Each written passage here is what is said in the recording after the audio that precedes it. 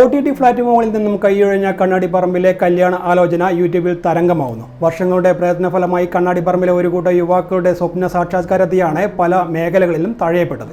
എന്നാൽ ഇത്തരം കാര്യങ്ങളിൽ ഒന്നും തളരാതെ യൂട്യൂബിൽ സിനിമ റിലീസ് ചെയ്യാനുള്ള മനോധൈര്യത്തിനുള്ള കൈയടികളാണ് ഇപ്പോൾ ഇവർ ഏറ്റുവാങ്ങുന്നത്. 15 ദിവസം കൊണ്ട് 15 ലക്ഷത്തിൽ ഏറെ പേരാണ് യൂട്യൂബിൽ സിനിമ കണ്ടത്. വർഷങ്ങളുടെ പ്രയത്നഫലമായാണ് ഓരോ കുഞ്ഞു സിനിമകളും സോഷ്യൽ മീഡിയ പ്ലാറ്റ്ഫോമുകളിലൂടെ ജനങ്ങളിലേക്ക് എത്തുന്നത്. ഒരുപാട് പേരുടെ സ്വപ്ന സാക്ഷാത്കാരം കൂടിയാണ് ഇത്തരം കുഞ്ഞു സിനിമകളിലൂടെ പുറം ലോകത്തെത്തുന്നത്. എന്നാൽ പലയിടങ്ങളിലും ഇത്തരക്കാർ തഴയപ്പെടുകയാണ്. ഇന്നും സ്റ്റാർ വാല്യൂ ഇല്ലെന്ന കാരണത്താലും കണ്ടന്റുകൾ കൃത്യമായി അവതരിപ്പിക്കാൻ കഴിയില്ലെന്ന കാരണത്താലും തഴഞ്ഞ പല സിനിമകളും മറ്റ് സോഷ്യൽ മീഡിയ പ്ലാറ്റ്ഫോമുകളിലൂടെ പ്രേക്ഷകർ ഇരുകൈയും നീട്ടി സ്വീകരിച്ചിട്ടുമുണ്ട്. അത്തരത്തിൽ പലയിടങ്ങളിൽ നിന്നും അവഗണനകൾ ഏറ്റുവാങ്ങിയ ഒരു കുഞ്ഞു സിനിമയാണ് കണ്ണാടിപ്പറമ്പിലെ കല്യാണാലോചന. കണ്ണാടിപ്പറമ്പിലെ കല്യാണാലോചന സിനിമയിൽ അഭിനയിച്ച നായകനും ഡയറക്ടറും ഒക്കെയാണ് നമ്മുടെ ഇപ്പോൾ ഉള്ളത്. സർ, ഈ കണ്ണാടിപ്പറമ്പിലെ കല്യാണാലോചന എന്നുള്ള ഈ സിനിമ നിങ്ങൾക്ക് ഏതെങ്കിലും തരത്തിൽ OTT പ്ലാറ്റ്ഫോമിലേക്ക് കയറാനുള്ള ബുദ്ധിമുട്ടോ അതോ മറ്റേതെങ്കിലും ഇതിൻ്റെ പബ്ലിസിറ്റി വരുന്നതിന് എന്തെങ്കിലും രീതിയിലുള്ള തടസ്സങ്ങളോ അതോ സപ്പോർട്ടോ കിട്ടിയിട്ടുണ്ടോ? OTTൻ്റെ ഭാഗത്തുനിന്ന് പൂർണ്ണമായിട്ട് നിരുത്സാഹമാണ് കിട്ടിയിട്ടുണ്ടായിരുന്നത്. കാരണം എന്ന് വെച്ച് കഴിഞ്ഞാൽ നമ്മൾ നല്ല ക്വാളിറ്റി തന്നെയാണ് പടം ചെയ്തത്. പക്ഷേ എന്നാലും പല OTTക്കാരും അത് കണ്ടിട്ട് ഞാൻ ഒരാൾക്ക് ട്രെയിലർ അയച്ചു കൊടുത്തു. ട്രെയിലർ മാത്രം കണ്ടിട്ട് നമ്മളെ പടത്തിനെ കുറ്റം പറഞ്ഞ OTTക്കാരൊക്കെ ഉണ്ട്. അപ്പോൾ അവർ പറഞ്ഞു പിന്നെ അതിൻ്റെ കട്ടിങ് ശരിയല്ല, കളർ ഗ്രേഡിങ് ശരിയല്ല, മ്യൂസിക് ശരിയല്ല, പിന്നെ അഭിനയിക്കുന്ന ആൾക്കാർ. ഞാൻ പറഞ്ഞു സാറേ നിങ്ങൾ പടം കണ്ടില്ലല്ലോ, പക്ഷെ നമുക്കത് കണ്ടാൽ മതി, നമുക്കത് കണ്ടാൽ മനസ്സിലാവും. ആ ഒരു രീതിയിലായിരുന്നു അവർ നമ്മളെ അപ്രോച്ച് ചെയ്തത്. പിന്നെ മാത്രമല്ല നമ്മൾ പിന്നെ പടം അയച്ചു കൊടുത്തിട്ട് പിന്നെ ഒരു റെസ്പോൺസ് ഇല്ലാത്ത ആൾക്കാരുണ്ട്. പിന്നെ അതുപോലെ തന്നെ അയച്ചിട്ട് കാണാതെ തന്നെ റിജക്റ്റ് ചെയ്ത ആൾക്കാരൊക്കെ ഉണ്ട്.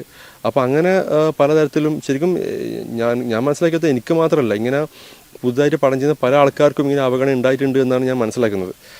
നാട്ടിൻപുറങ്ങളിൽ അന്നും ഇന്നും തുടർന്നു വരുന്ന കല്യാണ മുടക്കികളായ കുറച്ചുപേരുടെ ജീവിതങ്ങളിലൂടെ കയറിയിറങ്ങിയ സിനിമ പ്രേക്ഷകർക്ക് നല്ലൊരു മെസ്സേജും അവസാനം സമ്മാനിക്കുന്നുണ്ട്. ഏറ്റവും വലിയൊരു മെസ്സേജ് എന്ന് പറയുന്നത് അവർ അത്രയും അവഗണനകൾ ഉണ്ടായിട്ടും അവരത് പതറാതെ മുന്നോട്ട് പോയി.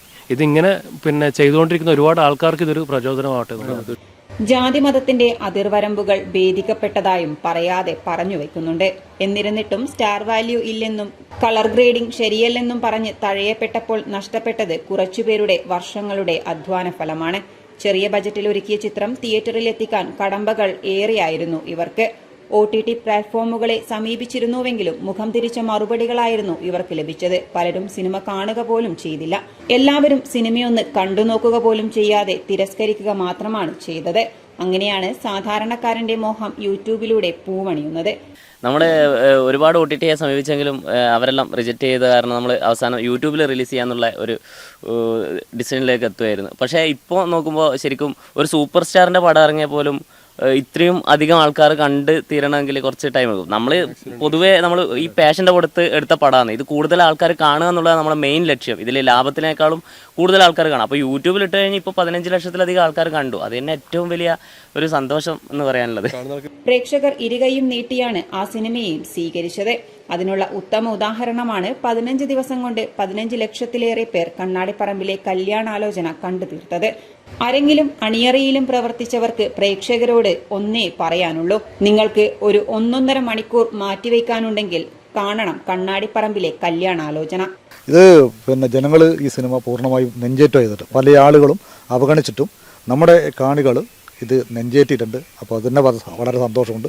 ഇനിയും ആളുകൾ കാണാൻ വേണ്ടിയിട്ട് ഇത് കാണട്ടെ, ഷെയർ ചെയ്യട്ടെ. ഒട്ടനവധി ലക്ഷക്കണക്കിന് കോടിക്കണക്കിന് ആളുകൾ വീണ്ടും വീണ്ടും കാണട്ടെ എന്നൊരു അഭ്യർത്ഥന മാത്രം. വിലയിരുത്തണം എവിടെയാണ് സ്റ്റാർ വാല്യൂ ഇല്ലാതായി പോയതെന്ന്. നിങ്ങൾ തിരുത്തി എഴുതണം. ഇനിയും കടന്നുവരുന്ന കുറേയധികം നവാഗതരായ സംവിധാനങ്ങൾക്ക് നിങ്ങളുടെ അഭിപ്രായങ്ങൾ പ്രചോദനമാവും. News desk, city news.